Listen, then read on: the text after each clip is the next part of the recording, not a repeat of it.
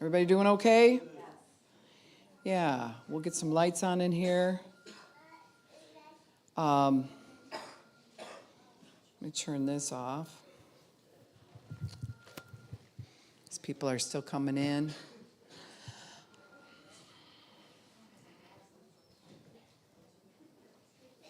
Hi, guys.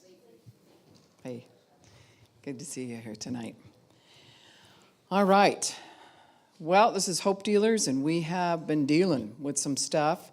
And sometimes we have to take things apart before we put them back together, right? And the hope is that we start with an end game of change, and then we start taking things apart, which will actually make it feel worse before it gets better.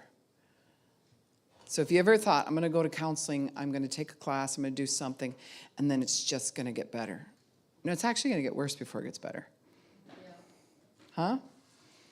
Yeah. So in that is how we handle that. It's how we approach that. And that I think I just need to clarify that here tonight, that anything you approach that demands change is going to demand new decisions, which means you have to explore options. And most of the time the options, you know, if they were so likable to us, we would have already done them. Right? If we were all so thrilled about it, we'd been like, yeah, I'll do those options. I don't even have to think about it. That's not how it works. Usually the options that are there push on us. And now we're like, I don't know about this. And then the change demands some things of us, doesn't it? And when that takes place, there's just a lot that will go on in the inside of us. And then we can get upset by saying, hey, how come this is happening? I thought things were going to get better. They are. They just get worse before they get better. And part of that is the acknowledgement of what's been going on the whole time. Because we have coping skills, we have things that we do that keep us from the full knowledge of what's really going on with us. We think we know what kind of pain we're in. We think we know how we're hurting or what dysfunctional thing's hurting us. No, I know myself. I know about it or whatever. And God's like, no, actually you don't. I know you better than you know yourself. And, I put you together, and then I watched sin touch you, and now I'm bringing you out into the sanctification process and bringing that change, trying to get you back to the original gifting and everything that I gave you. At the same time, we're in that spot where it just feels like we're too far gone, it's too much, too little, too late. When we get this new information that we're supposed to do or this new assignment that is actually going to bring us into something better. And a big part of that is we really are not self-aware. We think we've got our measurement of how bad it is when really it's probably worse than what you know.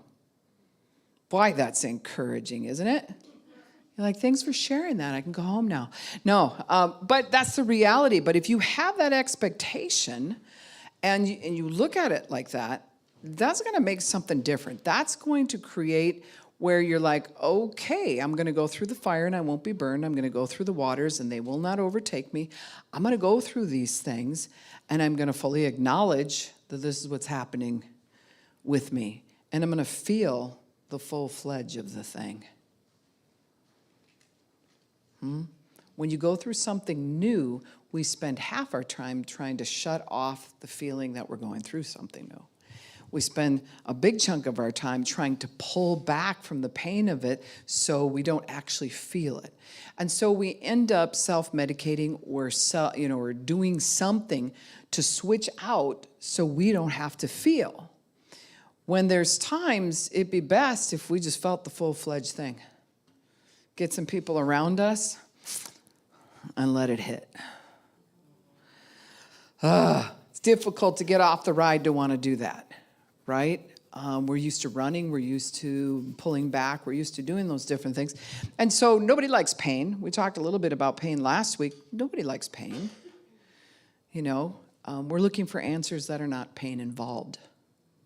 We're looking for answers that are not change involved. We're looking for answers where it doesn't require a big, like what's the easiest route, right? I think that if we can acknowledge that that's really what we're after is that type of thing, we're looking for the out, then we can also acknowledge we're going to be here for a while, right? Re-experiencing it, denying it, disassociating from it. Okay, I'll experience denying it, disassociating from it. When to get to a place of safety means I have made my life less is more, to the point where I'm going to take this issue, this trauma, this addiction, this whatever I'm dealing with, and I am going to feel it. Acknowledge it. Call a spade. Experience the emotion of it. Sometimes it's just not affordable at the moment to do it. Like I had to preach my brother's funeral when he was murdered, right? And so I had like a week before I get there. And I didn't go into dissociation, but I have worked this system enough to be like, so I'm not going to get off the ride right now. I got people that I need to minister to. But I set time aside for me so that I could cry, so that I could do those things. And a lot of times we don't know how to do that. We don't know how to, just I'm going to push pause. And then we're going to go through this thing. But then when I take care of it, I'm going to allow myself to feel the whole thing. Yeah? Doesn't mean I'm losing control. I didn't set time aside so I could lose my mind, right? And, go out and get drunk and do all the... And no, I set time to the side so I could acknowledge he is gone. Very difficult to do that when you're the one ministering and you're going and you're taking care of this person or whatever. You have to set time aside. Well, what if it's your child you're trying to help through something and you are going through something? You have to set yourself to the side and help your child first. But what happens is we don't come back and revisit us. Then it gets us in a habit of like caretaking. I'll deal with me after I deal with you. I'll deal with me after I deal with you. I'll deal with me after I deal with grandma. There's always going to be somebody to deal with, and you haven't set a time aside like this is my time. Is this hitting home for anyone? This is my time. And sometimes your time is a couple hours. Sometimes it's just running a hot tub of water, lighting a candle, and sitting in the tub. Like, I'm going to cry, I'm going to experience anger, I'm going to experience whatever it is. But this is my time to do that. You arrange everything so that you got that. Or a nice motorcycle ride. It's a little harder when you're crying to see where you're going, but you just pull over by a little stream or something and let it out. But you intentionally do that. What happens if we don't intentionally do that? Anybody know? What happens to us? What happens to you if you don't intentionally do that? It what? Festers, and then it comes out, but many times it comes out without warning because it festered. And you're like, then you start getting this like almost self-confidence of like, no, I got it. I know I should really be feeling this full-fledged, but I got this thing. And all of a sudden, at the least expected time, you're like, what is wrong with me? It will hit you, and then you're like, I got to get out of here. I got to find a place to go. See what I'm saying? So as we mature, doesn't mean we always stay in front of this, but I can tell you, you get better at setting a time. Not moved by all the emotion up front, but we're going to set a time. Yeah? And there's things we do have to revisit. I'll set a time to do that. Can't do it when you're at your job. Isn't that interesting? You can usually hold it together at your job because you don't want to lose your job. So somehow you can set it to the side and do your job. Right? Well, how many weeks are you going to do that without taking your day off and just being like, today, I'm not even going to vacuum or whatever, I'm not mowing the lawn. This is a me day. Really hard to do because we've been in a habit of setting it to the side and now we're embracing it. And it's like an opposite. Just set it aside for another week. Well, there's a balance in that. And that's what the Lord told me to bring up tonight because I just feel like we need to understand things get worse before they get better. But in their getting worse, they are getting better.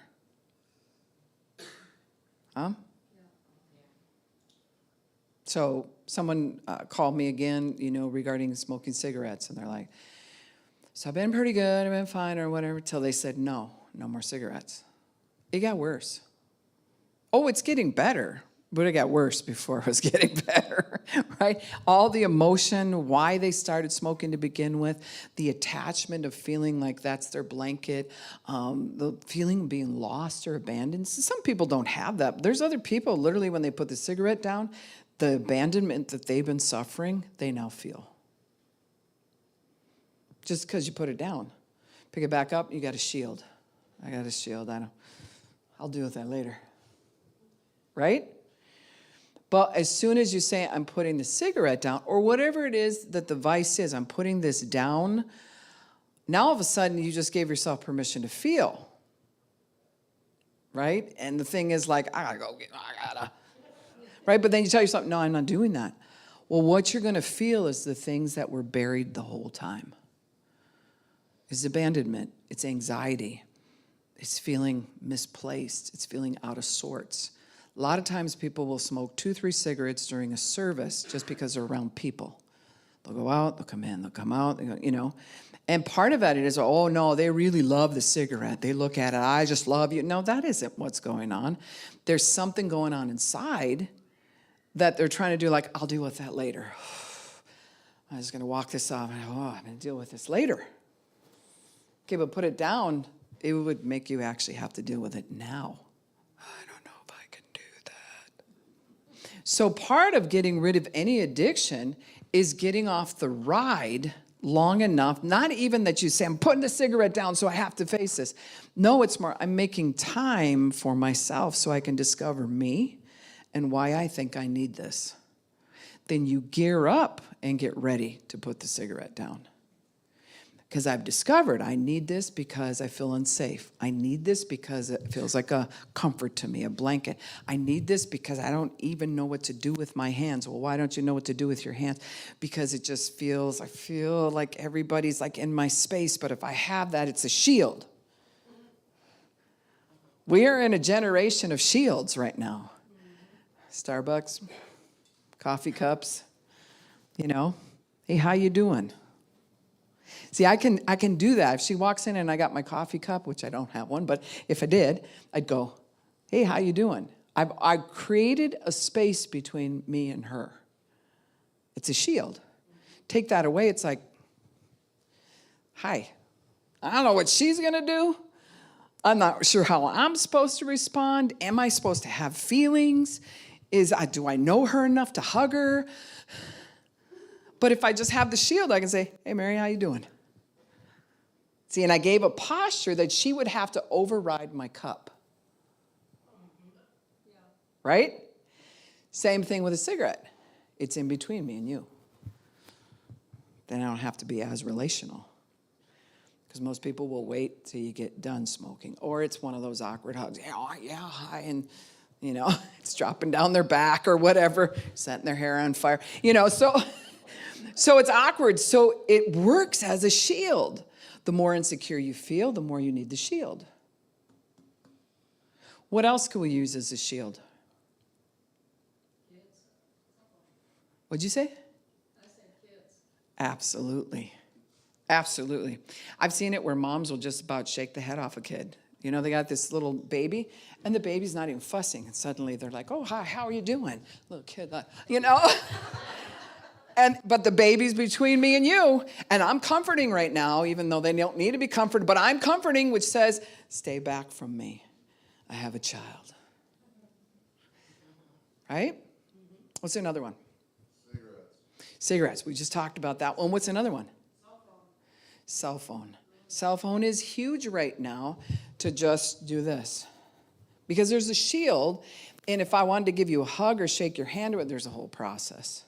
Especially if you got something in this hand and you got your cell phone in the other. Now, there's a shield between me and you. We are the generations that have created these shields.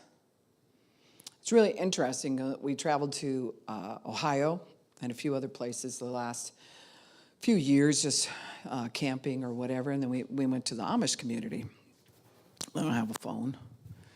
They don't have a lot of this stuff. They'll come out. The most shield is guys will put their hands in their pocket like that. How you doing? But then if you approach them, it's automatic. See, we don't have that. Do you realize that this is a generation that we have the least amount of people who feel comfortable ushering at church or greeting at the front door? They do surveys on this stuff, right? You used to have whole teams of people who want to greet. But can you stand at the front door, smoke a cigarette in someone's face, cup of coffee, whatever, as a greeter? No, you're there to greet them. You're like, hey, how you doing? Yeah, is this your son? I mean, you have questions, and you're hugging, and here's a bulletin, or whatever it is. But if we're used to the shield, and now I'm asking you to do that, now what? I have to put my shield down. And now there's like this open space of uncomfortability. So a lot of times, this is what they figured out. This is about 10 years they did the survey, and they figured out. Then people started to do, especially at the bigger churches where there was a lot of people coming in, they just put this desk that was like a half moon shape, and then you got to stand behind it. Right? How you doing? You need a bulletin or something like that? All of a sudden, people open up. Why? Because there's a shield. That's why this row is the least favorite row in the church. I might come down by you. Now, you may have your Bible suddenly, and that could create a shield. But if you got nothing and I come down by you, it's automatic comfortability. It's like we don't know what she's going to do when there's no shield. See that? Now, you might think this is something silly, and what does this have to do with recovery, or what does it have to do with the Bible, or what does it have to do with healing from trauma? It's huge. It's huge in understanding yourself, because as soon as you put yourself in a vulnerable spot to greet at the front door, to walk from table to table downstairs on Saturday night and just say, hey, how you doing? As soon as you put yourself in that spot, anything that you are insecure about will come up. If you fumble, suddenly you'll find yourself fumbling over your words. There's a disconnect in the brain. Someone asks you a question, you can't even answer it because there's just this intensity of I'm about to be rejected. Same people can go out in the circle outside and light up a cigarette and talk their faces off. We need to recognize this. Yeah? Got a beer in your hand, right? Same kind of thing. I went through a class, it was years ago, where they're talking about the different drugs that are laid out, even how the average person smokes pot. If they're in a room or whatever, usually it's people are sitting down on a couch or whatever, and they've got a certain amount of space. They smoke pot. They disappear within themselves. Yeah, man. Right? It's what they're saying. I need to disconnect from everybody around me. They've done all these studies on the different things and what you're needing at the time. So we should study ourselves. We should study ourselves. Why do we do what we do? Why do I need a shield? Answer that one question. You will find out about yourself the deepest parts of your heart. Just answering that one question. And then when you decide, I'm going to confront this. I'm going to leave my shields. And I'm just going to be, right? The emotion that will come up, whether it be abandonment or whatever it is, that's what we now have to deal with. Well, now it's getting worse before it gets better. Huh? It's getting worse before it gets better. There's no way to just jump from here to over here. We actually have to grow into that. So one of the things we did with our kids that, I had one lady thought it was abusive. We were at Burger King, a little advertisement there. And, we had 12 kids, so we'd always just jack up Burger King every time we went because they had the cheapest burgers at that time. And our kids were allowed to pick between two different burgers, keep it at a certain price or whatever, and they would just line up, boom, boom, boom. They never got our order right because it's just too much of an influx all at once. It wasn't even their fault, right? But we began to train the kids that, I'm not going to ask you, what do you want? And the lady standing right here, what would you like? A cheeseburger? He would like a cheeseburger. She's right there. You say it. I can't do it. I just can't do it. If we allowed them to not push through that and stick with that sensation, they would need a shield. Eventually, as they're in adults, they would definitely need a shield anytime they got in that situation.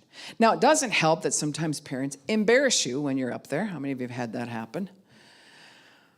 I mean, I was raised on a farm, and, in Wisconsin, there wasn't, and I'm not quite as old as dirt, but, it's getting there. And, but I remember they didn't have McDonald's around until I think I was a sophomore in high school. Right? And then we were on the farm, so we never went. I mean, we had freezers full of meat. You don't go to, someplace. And I remember I got my license, and I was out and about, and I saw McDonald's, and I was like, whoa, what is that like? But I had not experienced ordering. And I'm telling you, I was standing in the line, and I'm not a shy person, but I was like, okay, cheeseburger with, I was memorizing my order because it was such a big deal that I would have to present that at the counter. Huh?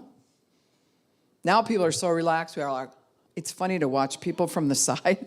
I'm sure you work at Culver, so you know what this is like. If you just watch us from the side, we're all like, and it's funnier with a side view because it's just like, wow, you don't even know what you look like right now. Well, we don't care, but it used to be real stiff. Like, yes, we went, and then you tell yourself, say thank you, and there was this whole rigid thing because you are presenting your order right now. Now people just get sassy. Yeah? Anybody work fast food? People are sassy, and they'll just talk trash and say whatever, and they're a little bit more relaxed now. But the thing about it is we have to find out where our lines are when we push ourselves, because if we push ourselves and we begin to feel, there's my insecurity, there's this, there's that, now what? Now what are we going to do? We have to face ourselves. And we'll think that has nothing to do with being healed of addiction. That has nothing to do with being healed of trauma. It has everything to do with it. Because go try to fix that. Try to talk to people like, I don't got a shield. Got nothing. It's going to be in a group of people. There's a circle. Sometimes I'm a circle crasher. And I sometimes don't even realize I'm doing it. Especially if there's a circle of guys. And I'll be like, hey, how you guys doing? And all of a sudden the whole group is like, there's a woman in our circle. Right? And chicks will do it to guys like, what are you doing in this? We have a thing. Right? And so we just need to know how to ebb and flow with people. But at the same time, you can't do that unless you know yourself. You got to be self-aware once again. So, where are some areas that we have to have a shield? I'm not talking about, you could use it here. You're just like, no, I have to have a shield. I have to do something. I have to have something in my hand. I use my purse. Whatever it is that you do, that you have to have a shield. Where is that area? Anybody got one? That you know you have to have a shield. I always have to ask questions rather than share private parts of me. Or, Shares personal stuff or whatever? Yeah? So can you show me how that looks, how that works? So, how was your day? What did you do? Oh, really? That was so much fun. Okay. I mean, sometimes it just continues. Oh, really? So would you rather have them continue to answer the questions about them so that they then don't want to ask you anything? So you just keep that thing moving. Yeah. That's your shield. Yep. Sweet. Now we know, right?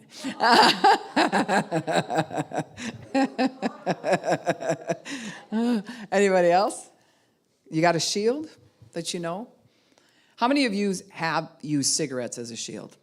I didn't know it. Yeah. So give me something. What happens when you ditch the cigarette and you're like, well, I ran out, or I don't have any, or I forgot them in the car, or whatever. Now I have to deal. What are some of the emotions that come up without your shield? Restlessness. Wasting time. Yeah. You start pacing. You're like, we got to get this thing moving. What thing? We don't know. But there's something that's got to go, right? What else? What else you got? Get hungry. Oh, yeah? Yeah? You get hungry? Yeah, I would suppose that would make sense. Lack of oxygen. Yeah? You got to do what? You got to flee. So, So when you're standing in a group of people and you got no shield, what part of you wants to leave first? I'm just saying, because I know it sounds silly, but if I was starting to get uncomfortable with you, I could turn, but my face is still engaged. Right? Your eyes have to leave first. They got to go down. I just disengaged from you, but we're real close. Yeah? So I got no shield, so I can't. So do you actually get more confident when you have a cigarette? Good eye contact? Because you got a cigarette? Yes. Yeah? Anybody else? Yeah. Now there's a difference. Now check this. Check this. So you got the cigarette held like this. That's a movable shield. I give direction how close you're going to be to me because I'm talking with my cigarette hand, right? You flip it where you're smoking like this. That's up close and personal. Right? That's a shield that like you know, I'm in charge right now. Don't mess with me.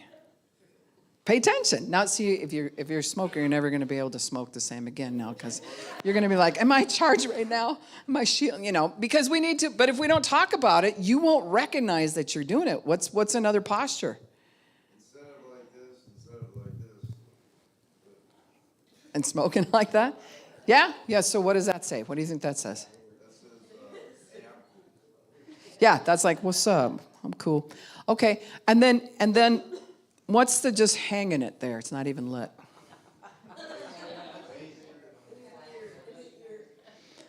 The ears, I'll do this later, but we can talk. But when it's hanging there, what message does that give? gives, hurry up so I can smoke my cigarette. It's carefree, yeah. A lot of people do it when they're driving a motorcycle, which never made sense because I'm like, you got to hold on to that sucker because the wind's coming. And, you know what I mean? Or if it's lit and it's blowing back in your face, I'm like, that's how you get little burns, you know. But there's something about like, yeah, I'm free. Stay out of my zone. Whatever we do in posture says what we're feeling inside. Yeah? Think about it.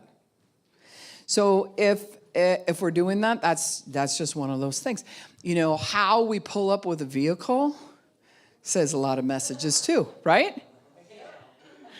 Like if you saw me tonight, it was like, I got stuff. Gotta go and whip in here and close the door a certain way or whatever.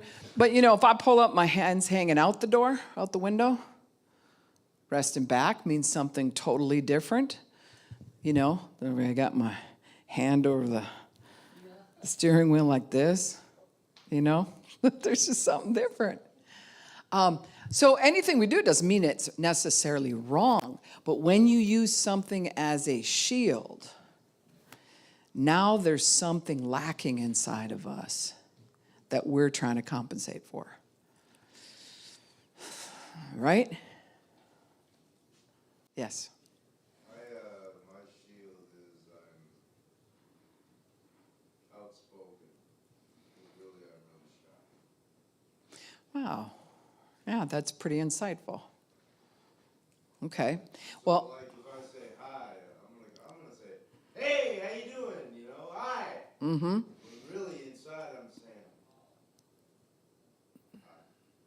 They probably don't want to talk to me, but I'll just do this thing, and where else are they going to go, right? You know, what else are they going to do? So can you see how it's important? So now when we go to deal with whatever subject we're going to deal with in addiction or in trauma, we have to recognize all of our coping mechanisms. Some people talk really fast, and that way the next person can't get anything in because they just want you to know this is what's happening because I got to go. I mean, okay, slow down. Why is it so in a hurry? Well, I have ADHD. No, there's something else. You're not feeling comfortable in this zone. So you do completely opposite of what you're now manifesting. And it's hard. It's hard. So I'm dealing with this because I had several people ask me regarding smoking cigarettes. right? And they, so if you can look at a cigarette, then you can take it to a higher level with cocaine or whatever, that you're suffering addiction in. But you got to practice on something that's more obvious or whatever, that's out in public. And then ask yourself why you posture yourself the way you do. Why do you have that shield? The crazy part right now is the coffee shops, man. If you want to get rich, you just own one of those, right? But there's something about, oh no, I got to have this so I wake up. Well, if you study caffeine, it actually does not give you more energy. It masks the fact that you don't have as much energy. So then you're going to be more tired later because you created a shield for yourself, and that starts to build up. And that's why sometimes people will just get overtired. Like they're overdone. They've missed out on so much sleep. They should just go right to sleep. No. So there's something with that. But what they've proven is that's really not why there's huge lines at Caribou or wherever. It's more, I got to get my shield before I get to work. I can't face my boss unless I have something in my hand. I need something on my desk because if someone approaches me, my cup will protect me. It's subconscious. Who else does that? This is the crazy part about it. 18 to 24 months. I'm going to go to a new school, but as long as I got my teddy, nobody can hurt me. Lose the teddy, I'm in trouble, right? My shield is no longer there. Or a picture from home or a blanket that you've slept with every night that says, home is with me right now. So deal. Well, and that's okay, but as we get older, we have to grow through that. But trauma will arrest us in development, and it'll keep us younger than our age group. And then suddenly, we have to have a shield. The same concept of the shield will block you from worship.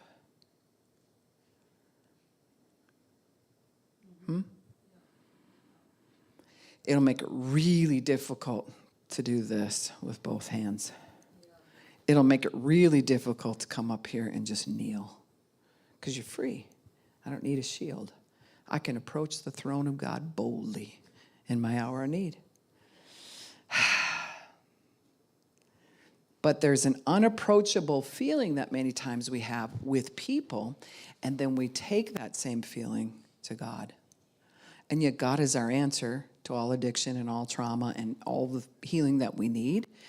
And so if we can allow him to cure us in the area where just physiological shields, it will actually affect our spiritual life. Yeah. I don't need a shield right now. I'm here to talk to God. I don't need a shield from the people around me. I don't really care what they think when I worship. I don't need, you become free. But in order to do that, when people go to do that, it isn't just like, well, raise your hands. The Bible talks about that. It talks about dancing. Well, that's great that it talks about it.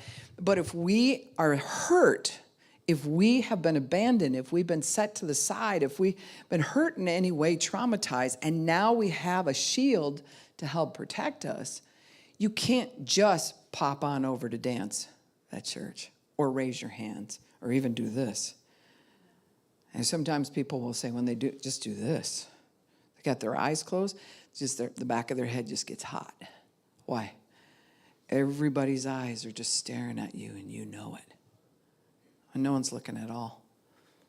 But it feels like everybody in the room is like, I did that. When we come to a place where we're free in God, we're also free within ourselves. So anytime we have to have a shield, there's an issue with some type of insecurity. And to the level of our insecurity, here's the rule you've heard me say before. To the level of our insecurity is the level I need to be in control. However insecure I am, I'm standing on that insecurity totally in control so no one hurts me anymore. So this is why it's important. To the level of my insecurity is the level that I'll have to take control. This is dumb or whatever. And then we'll take control by getting out our shield. And our cigarette or our cigarette. And it pushes off. People do that when they're drinking. I think I showed it the one night, you know.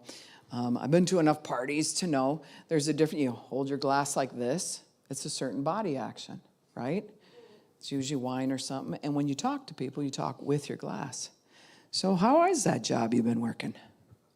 See, it creates a barrier between me and you as I'm asking you questions. And I can disengage anytime just with my glass. It'll take me all over the room. How are you? It leads me where I want to go, right? A beer is a little bit different. You hold it like this, and usually, I see a lot of guys, somehow it's right up by your heart. Then you plant. How you been? Am I right? That's a certain body action giving off a certain emotion or feeling. I'm part of the group. You know, I'm standing here. You can approach me, but don't get too close. Right? So there's something with that. So each one of those vices, as we do those things, we're projecting a message, is what we're doing. So kids who go to school and they're afraid, look around to see how other kids are dressed so they can dress like other kids so they don't get hurt. Which starts competition of who looks more like whoever they're emulating, and then you get hurt anyway. Right? Then by the time you're junior high, you're like, don't tell me what to do. I'll wear whatever I want. And you're like, what are you wearing? You know, and we go way out there as a way to shield. I mean, in Colorado, goth was huge. So I'm not against anybody who likes to dress goth, but I am saying it's a shield. You can take anything. You can take a cowboy hat, and it can be a shield for you. Sunglasses, big time shield. So what happens when people find this out and they go, well, then I'm going to stop doing that. Well, then it gets worse before it gets better. Because every time you go to do something, you're like, oh, I'm doing that because I feel like, okay, so then what am I supposed to do, right? And so then you reshift yourself, but it gets worse before it gets better. But if you allow yourself to explore something new, a different area, the neuroplasticity in your brain stretches to more options. You feel safe to try different things, and you start to feel comfortable in your own skin. Now, to be real honest, how many of you are, I don't think I can say completely comfortable, but you're pretty good at being comfortable in your own skin? Okay? How many of you are comfortable only in certain settings? Yeah. Sometimes people find a way that they run this thing where they're comfortable in church, but not outside of church. They have the church talk, the church swagger, the church way of holding their Bible, the church, they know how to worship, they do go out those doors, can't minister to a soul because we're not in church and I don't know how to function other than church. But then out there is used to functioning a certain way, and all of a sudden we come in here and we're like, what is this? And we need to be able to explore new things. But you think, well, that's not really high therapeutic. You know, I'm uncomfortable exploring new things. Yeah, you come in here, and if you're uncomfortable, it is challenging whatever has wounded you before. It's not that you have an area like there's nothingness, but I'm bothered. No, any area we're bothered, or we get our breathing changes, or we posture different, how we're sitting, that's an area where we've been wounded before. We've been lied to. We were told a certain thing. We're afraid of something. How many of you, when you sit at a restaurant, always sit with your back to the wall so you can see all the people? Yeah. Now, for me, that's training. It used to be fear with training.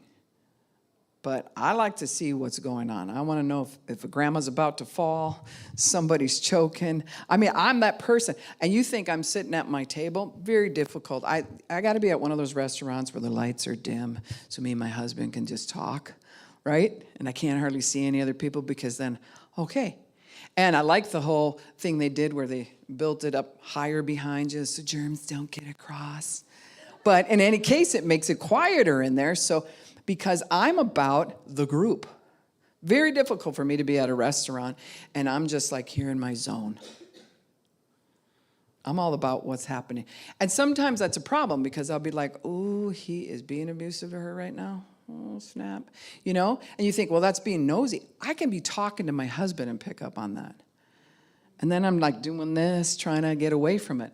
So sometimes I like to sit looking outward so I can see all what's going on in case somebody needs to be ministered to. And other times I'm like, I just need a moment, and I will sit with my back to the people. Still kind of distracting, but not as bad. So even where we sit and how we do that says something about ourselves. Yeah? If you sit closest to the door, sometimes that says, I need a way out. I don't trust. So here we are getting to know ourselves. So when you are, this is just more of an interactive night in this sense. I want to throw this out to you because I've had questions coming in. A lot of questions because I brought up smoking a couple times. And it isn't, I'm not bringing up smoking like, it's evil, you're all going to hell, I don't, there's a ton of things that are evil that, if we were going to hell for evil, we'd been all there a long time ago, right? I mean, just a thought can be an evil thought. At the same time, most people who, especially if they heavily smoke, don't want to. If you ask them, if you could quit today, they'd be like, yeah, I would do it. It isn't like never. It's rare. In fact, I've never heard anybody, but I know there has to be somebody out there who would just say, never, I'm going to smoke till I die. It's more like, yeah, I just wish I could quit this, or, I want this gone, or I need the money, get out of my life so I can actually pay for a car, whatever it is that the thing's robbing you from. And so because we brought it up several times before, now we have to look at it in a different way, because there's people watching who have asked these questions. And the first thing you think of, like, you'll think of the cigarette. Like, you evil thing, I got to get you out of my life or whatever. No, it's more of like, what's going on inside of me? Why do I need that? Why do I feel I have to have something in my hand right now? What do I do with my hand if there's nothing in my hands? You ever have that where you're like, you can't find out where you're supposed to put yourself? Well, a big part of that is that sensation that we're looking for something to satiate the fear. So if you were looking for a rocket science answer, I can give you one way over here, right? About the brain and the attachment and the neurons when it gets a certain aspect of, lack of oxygen and the nicotine and how it reacts. I can go over here and you go, yeah, see, that's what's happening to me. Okay, but actually something's happening to you far before that. What's happening to you way over here is some type of feeling where you need a shield. If we begin to deal with the real thing that's going on the inside of us, we're going to get somewhere. If we just go over here, sometimes in treatments, it's a great thing. You need to know how your body works. They'll say this is what cocaine does, and this is how it damages the heart. And okay, we know that. That's rocket science. Yep. All right. So I know that. Does it stop you? No. Because you're actually looking for, what's the cause? I need the cause. Because if I can get at the root where the cause is and get to know myself, I will know the pattern of my escape. Because that's really what it is. It's a form of flight that just goes, oh, she's preaching on something. I need a cigarette right now. Right? Somebody's crying up front, I need a cigarette. Well, why does that bother you? Someone else it won't bother, someone it will bother. It reminds me of trauma. Reminds me how the times I've cried. I can't handle that. Okay, so now we're getting to the cause. Yeah, but I want to know how to quit smoking. Yeah, let's get after the cause. We focus too much on the thing. It's a thing. Ever take a cigarette apart? You're like, that is really stupid. It's a plant ground up, a little filter thing if you're lucky, with some paper on the outside. And then you light it on fire. Yeah, I'm drawn to that. No, you're drawn to the satiation part, the part that says, I need a shield. I got to have a shield right now. Huh? When I smoked in high school, it wasn't about the cigarette for sure. I didn't even like how they tasted in my mouth. I didn't like the whole thing, after effect, whatever. But when I smoked, it was, right? Flick it, you know. What is that? What attitude is that? I wanted teachers to see me. I wanted whatever. It was my way of actually cussing at them without doing it. It was a shield that was like, y'all can bite me. And they were like, not even doing anything, right? But I needed them to know they could all bite me. You know? And I'm not going to listen to you. I don't need you. I don't even want to be here. So the whole posture wasn't the, hey, how are you? With the shield this way. It was the flicking and the pacing. Right? Eye contact for a little bit, moving around. So is it the cigarette that's doing that? See, that cigarette's doing all that to her. Is it? No. That's a piece of paper wrapped around this little filter thing with a ground up plant in it, and you set it on fire. That's making me and all that kind of stuff. No. Something in me. And when you start going after the real thing, it gets worse before it gets better. Sometimes you can be in something like, say you checked into Teen Challenge and they're like, no cigarettes, boom, poo. And you're like, no cigarettes. Right? And then week 2, you're like, I haven't smoked for 10 days, 14 days or whatever. See, it's getting better. But you haven't identified why you smoked to begin with. And then I watch this with people coming out of jail or they'll come out of treatment or whatever. They have been in treatment for a year, saving all kinds of money on not smoking. Their lungs are like, I am oxygenated. This is awesome. I'm feeding the brain. This is cool. As soon as they get out in society, having to get a job or whatever, I have got to have a shield. They're not really saying, I need a filter with paper and a plant ground up in it, and I got to light it on fire right now. That's the thing. If I can't do that, if I can't see that, that thing is so amazing. No, it's dumb. And the fact that it costs so much is even more stupid. Right? But at the time, we don't care. We don't care. You know, little kids don't care if their blanket's been drugged through puke, you know, dog poop or whatever. It is their blanket. And they will sleep with it that night. Because it's not the blanket, it's what's going on inside of them.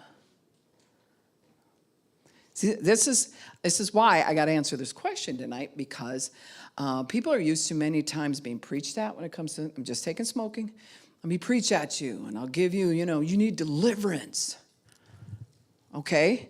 So we're going to do deliverance, and sometimes God will have us pray over people that they be delivered of the habit of it. But I don't think we're saying, in the name of Jesus, I take authority over paper wrapped with a filter. This thing's on fire. In Jesus' name, I bind you, little plant. There, now you're going to be free. No. No, and sometimes we'll go after a demon. Demons can only sit on the emotional strain in your heart. No emotional strain, can't sit there. But we'll make them the focus, and we're binding this and casting that and that. I know, we're just going to get delivered. I mean, that guy's been free for a week. Well, now he went back to it. See, I'm exposing something that happens in the church all the time. They were in the prayer line, they cried and everything, and I took authority over it. So it's on them. It's on them. That spirit just re-entered them. They never got to the root. Why do you need the shield? Huh? Why are you hurting? What needs to be healed? What bad memory? What makes you feel that insecure? What is the thing?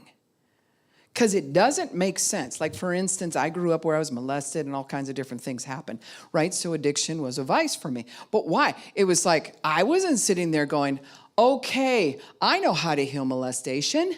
I'm going to just go light something on fire. That's paper that has a little filter with a little plant in it. And then I'll be healed. No. I had to deal with what was going on in my heart, and you lose the desire to have the shield. And how powerful is it when you start to lose a desire where you're just like, I don't need that. That's a total different kind of deliverance than white knuckling is what we call it. You're like, I'm not going to smoke. Right? But here's what happens. Here's the other thing, and listen up close.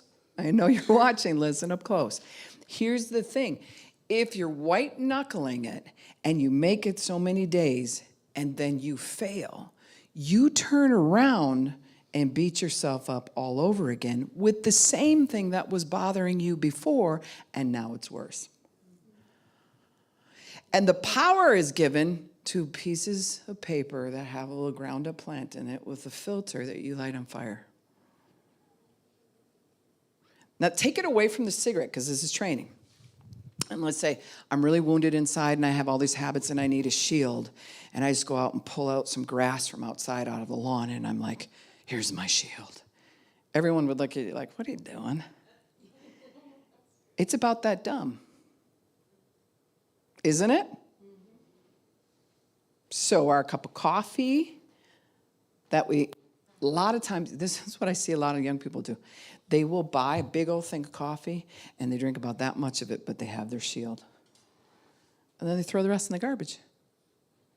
Because we saw other people shield themselves, and now you can talk to me with your shield, and I got my shield. It's not really about drinking the coffee. Most of the time, it's the shield. So we get it in our mind then, that if I'm going to deal with emotional things, hurtful things, wounding things or whatever, by lighting a little stick up, right? That stick has to be some high level, some high degree of evil. Just like the grass. If I go pull some grass or pull some leaves off a tree, here, it's keeping this between me and you. I'm nervous right now. I need some leaves. What?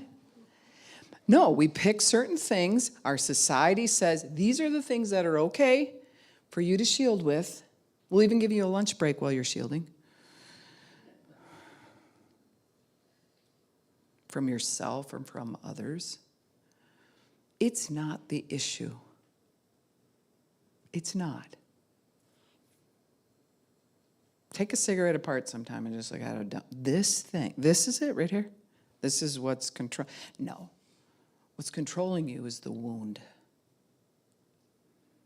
And when the wound is healed, you'll literally be like, I just lost desire to smoke. Doesn't even make sense to me. I don't need that. I got God. I don't need that. I've found healing. I don't need that. Now I know what happened to me and why, and healing has come to me. Now I know. Praise God. See it? So that's just the beginning stage of quitting smoking or quitting whatever habit it is that you've developed. Because all of those things are misplaced worship. The items themselves, when you look at meth and the components in it, it's like Drano. It's like horrible. Why would we ingest that? Well, because it's so evil. No, what was happening inside of us or to us was evil. And now we've just grabbed for something. We need healing. Amen? So stop beating yourself up. And for those of you who are watching, I know you're out there and you've asked a question, and some are going to watch later on, that, it's like, can you just give me like the formula to quit smoking? Can you give me the formula to whatever? I just gave you a piece of it, because that's like step number 1. Yeah. Put the cigarette in the spotted end. It's pieces of paper with some leaf all just ground up in it, with a shoddy little filter if you're lucky. That's ripping you off of your finances, your health. Huh? And yet it's the wound. It's the wound. So if we can begin to unveil the wound by what you do is you stay away from the coping mechanism enough to get it unveiled. I'm not getting up and leaving the service to go smoke. I'm just not going to do it. I'm not going to go stand in the group and smoke, even if they're smoking, and I'm just going to talk to people. What is my deal? Why am I crawling? That's what you need to discover. You're not out there wrestling with, I don't know, keeps going in my mouth. Whew, this thing is demonic. Whew. No. No, you put the cigarette in its place. It's a stupid thing. But what happened to you and what was told to you is a whole nother thing. And it has jacked with your heart and your mind. And I don't care what the habit is, whether it be cigarettes, overeating, undereating, overworking, reading too many romance novels. I mean, we can escape it any way that we want to. And sometimes the shield is right here when I got to talk to you. You get into a romance novel for those who are obsessive book readers. It's like, well, I'm not actually here. I'm in the book. I'm the character in the book. I just escaped. Just tell yourself you can't read a book for a couple weeks. Think about you. Moi? Yeah, you. Why do you do what you do? Why do you feel what you feel? Does it make sense? Yeah. How many of you experienced a little bit of what I'm saying, whether it be cigarettes or something else, where you're just like, no, I'm just going to focus on me, and you start to be like, why am I hanging out with me? Oh my goodness, I'm exhausting. You ever get that? And then you're trying to stay away from all the vices, and then you come and you kind of like just present yourself like, I'm exhausted. Why? Because you're exhausted from dealing with everything that's bouncing around on the inside of you, trying to grab a hold of it, and then when you do, it's like a wild horse. You're trying to figure out, is it you? Is it it? Is this real?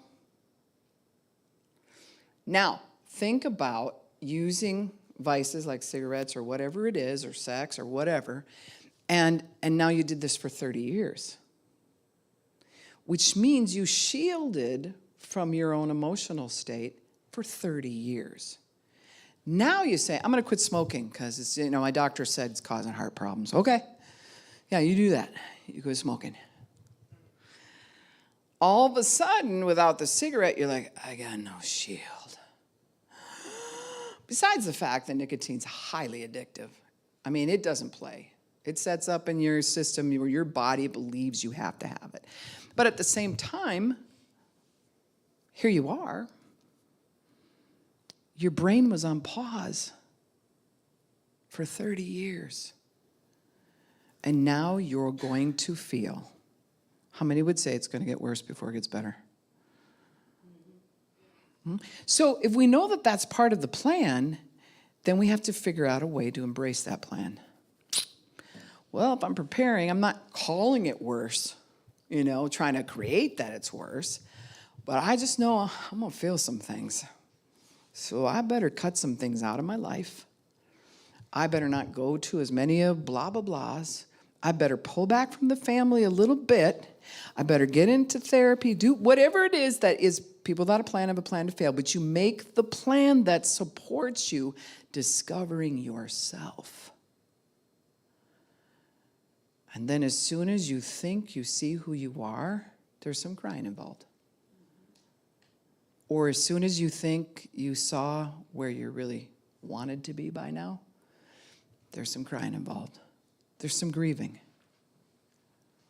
But when you have permission to finally deal with the thing that's been embedded in healing, that has been there not being able to heal, and you get the permission to do so, that's a powerful spot. It doesn't matter if you're bawling your head off, if you punched a hole in the wall, if you said some things you probably shouldn't have said or whatever, you are now feeling.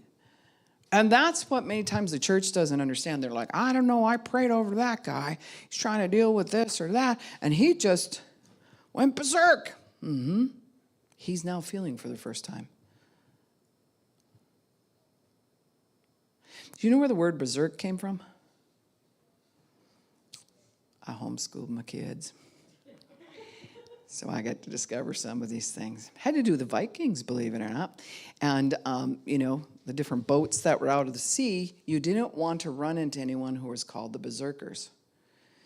Because their warfare tactic is similar to my husband when I'm trying to play against him in basketball. He's like, whoa! And he makes all this noise, and you're like, stop, I can't, And it's more about the noise, and he'll be laughing and everything, and I'm like, just let me shoot. But it's that approach of I'm going to go to war, and I'm making myself far bigger than you. I will go berserk so that your brain can't interpret what's going on. They were called the berserkers. So when somebody says, you go berserk, it's like, wow.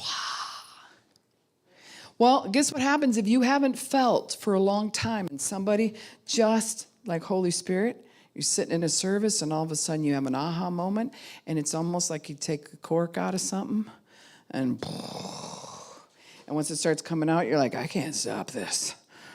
I am losing it. Good. Because you shouldn't be carrying it around anyway. Am I right? Because that's the thing that's making you want to, whatever it is. That's a big part of it. You got to identify you. What do you got stuck inside that needs to come out? And why don't you have permission to let it out?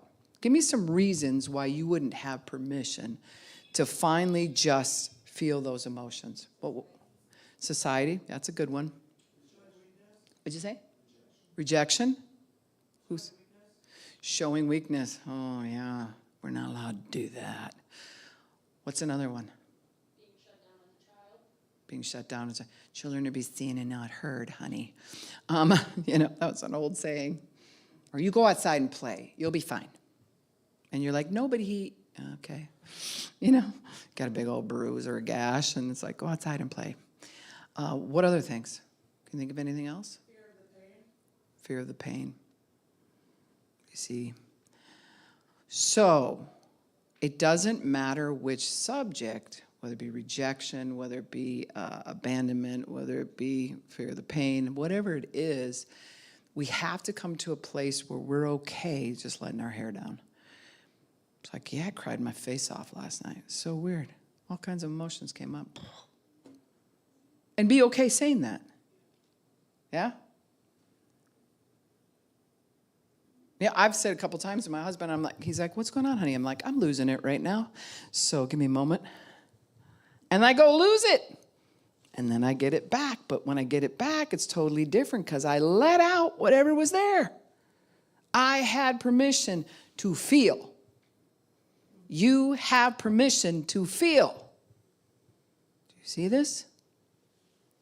If you don't give yourself permission, you're going to have to shield yourself from yourself. Right? And you put your shield out to shield you from other people ever hurting you again. And you put your shield out for yourself. I just concentrate on my hand. That's what I do. My brain doesn't connect with this other thing because I ain't feeling. I'm good. Highly important when it comes to quitting smoking cigarettes or spending. I'm going to just go in there and just get a gallon of milk. Really? We'll wait outside the store and see how that one comes out. Well, I remembered this and I remember. But that's different, remembering that you needed cheese and you should probably get something to make sandwiches. That's right, I probably should do that. That's totally different than all of a sudden, did you know they made these? Oh, it's so cool. I saw this on an infomercial. And I got one of those, and then I thought I'd get this for Steve, and next your card is full, and you're like, what are you doing? And women especially, if you take direction from your children, you will shield your children through buying them things. I don't want you to hurt like I hurt, so whatever toy you want, I'll get it to. We just got one yesterday. It doesn't matter. I can see you had a tough day at school. I don't actually want you to feel. Because if you feel, then I'm going to have to know how to deal with that. And I don't allow myself to feel, so I can't deal either, so let's just buy stuff. Oh, Lord. That's why we do it. Now, a higher level of that is addictive behavior when it comes to gambling. Gambling is to shield us from the fact, it's like escape. It is that I'm leaving this world now to go to the place where I'm going to be rich. as I spend my grocery money. Right? And for the moment, I'm famous, and for the moments, I'm sexy. I mean, people set out the machines, and, you know, I see some guys there doing that. I go for the buffet. They keep stealing that on us. I don't know. They used to have really good buffets up at Hinckley. Little crab legs or whatever. But I'm just saying, just watching the people and the sounds and ling, ding, ding, ding, ding, ding. You got all that going on, and it's an escape from reality. Because if I stay in reality, I will feel. And I felt all week, so it's Friday. I'm done feeling. The more frustrated you are, the more you will spend on the weekend. The more of an escape you have to have. The bigger the Friday night. Like we started this whole weekend. It's an escape. I'm not going to feel all weekend. It's going to be great. To whatever degree that you take that to. But the most productive weekends are when you feel and you learn how to reveal that and then deal. I got to deal with this. I can't just let this go on. Right? It's hard stuff. So I think sometimes treatment, you go into treatment. How many of you been to treatment for anything, right? Anything. Or therapy or counseling or whatever. Sometimes we will go into that trying to find a fast way that we can feel the least. Just give me like an answer where I feel the least. And the answer that will get me over it the quickest while I feel the least. And the most productive therapies that come out of my office is when somebody just loses it. And now they feel. And they come out, mascara dripping, snot running. Now we got something done. Because the whole time they were working so hard, and I'm not acknowledging this. I have a line of anxiety.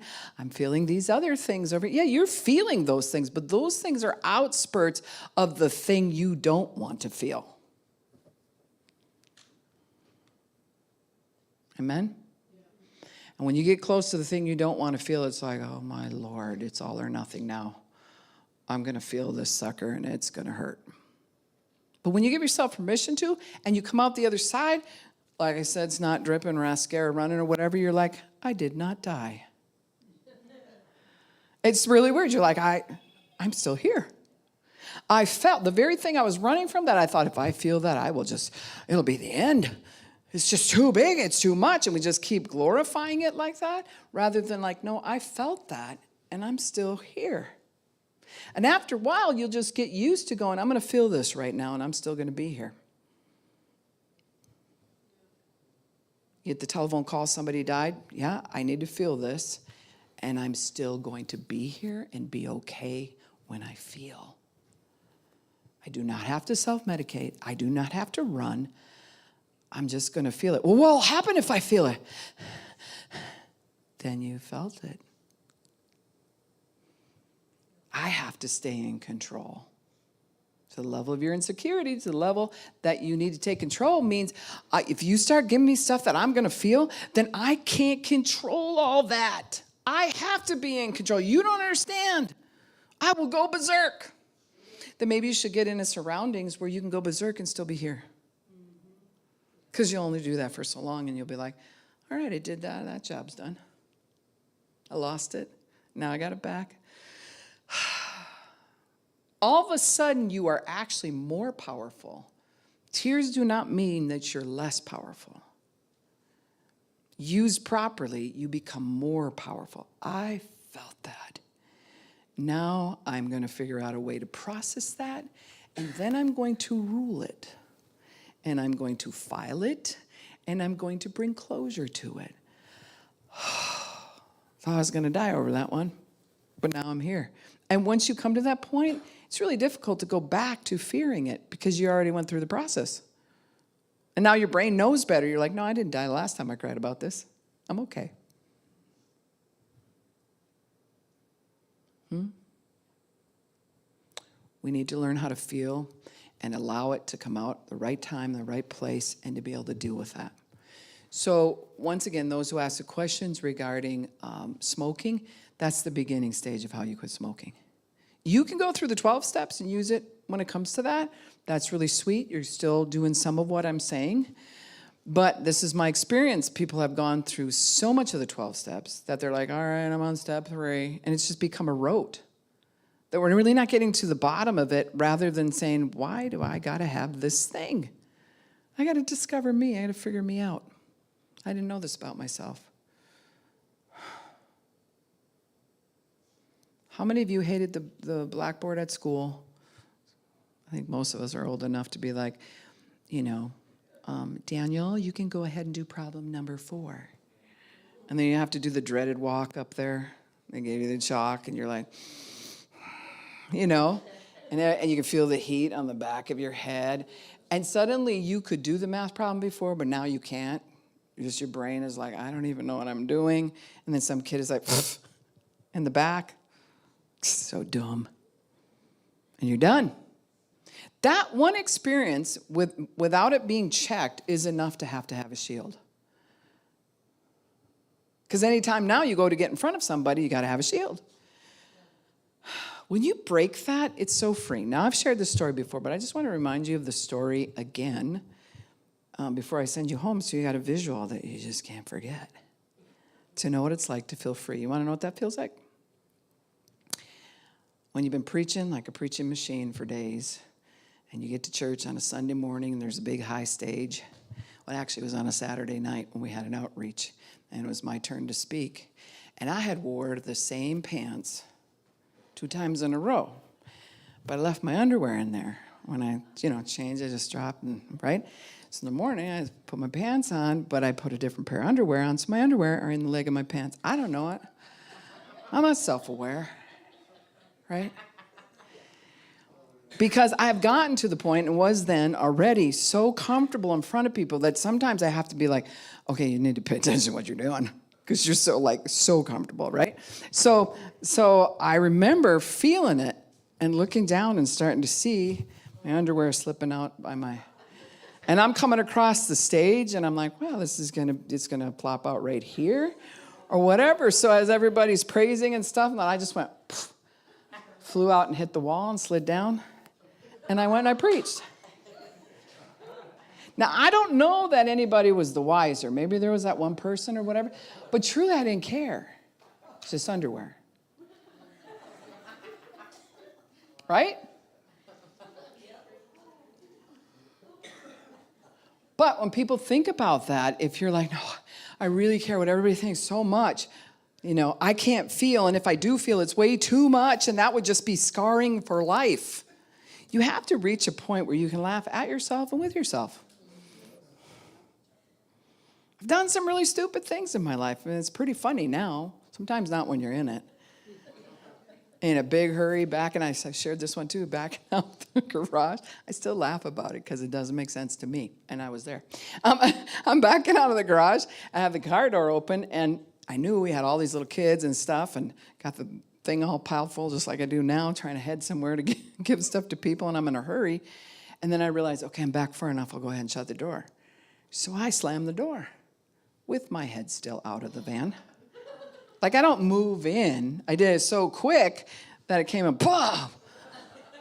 So how do you explain that to people? How do you explain the big red mark down your face or whatever? Yeah, I slammed my head in the van door.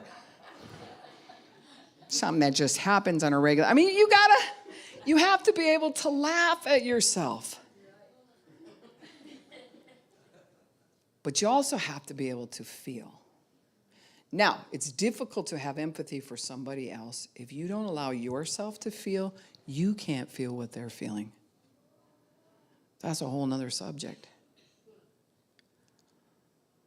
Because you're working so hard on right here. In fact, a true form of narcissism is when it's all right here. I can't see that, maybe someone passed away in your family and you might actually be sad right now. I can't see that because it's all about me and my clothes and what I'm doing and where I'm going. If I allow myself to feel, then I become very intuitive to how you feel. That's why God wants it to roll. So we're all knowing where each other's at. You just kind of get a sense, like, I need to pray for her. She looked like she was sad. I noticed.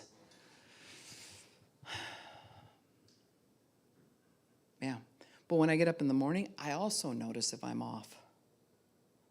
I give myself a certain amount of time. It's like, whatever is jacked right now, I need to figure this out because I woke up crabby.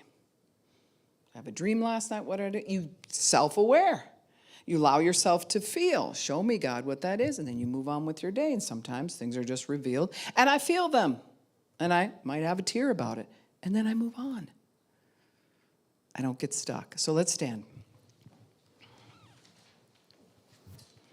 So tonight we learned that being self-aware is being aware of this, but being in touch with your feelings is you're aware inside. And the other part we learned is sometimes we have shields. And we have to discover where our shields are at. And we don't compensate and be like, well, I'm not going to have a shield, so I'm going to be right up in Dave's face and just prove that I don't have a shield. That's not going to work it either. You just need to be you. Let down the shields and just feel. Like, wow, this room full of people makes me really feel uncomfortable. I wonder why. Why don't I have good eye contact? You ever ask that about yourself? Like you could have really good eye contact with certain people. You go to your class reunion and suddenly you can't even look them in the eye. Why? Got to find those things out. Because inside of that is where the pain is at. Father, we just ask for revelation knowledge. We didn't have a lot of word tonight, but this is based in your word, that discovery, that revelation, where you reveal yourself to us, which reveals us to ourselves. Yes. We can't see ourselves unless you reveal yourself to us, and then suddenly we can see ourselves. So, Father, it's not condemnation when we identify where our wounds are at. It's not something that should push us around or any of that stuff. We're just feeling. We're human beings and we feel things. Help us to process. In the mighty name of Jesus. Amen. Right on? You have a good week.